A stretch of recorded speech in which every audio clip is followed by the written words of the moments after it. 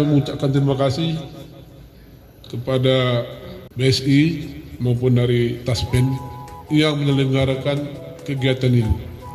Hendaknya ini berlanjut terus.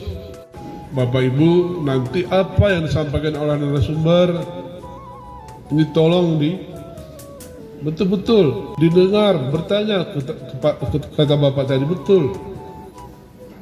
Jadi jangan kita diam. Sosialisasi ketaspenan dari wilayah pintar ASN prapensiun batas usia 5 tahun SKPD Kabupaten Aceh Tengah dan Banda Meriah dengan resmi kami nyatakan dibuka.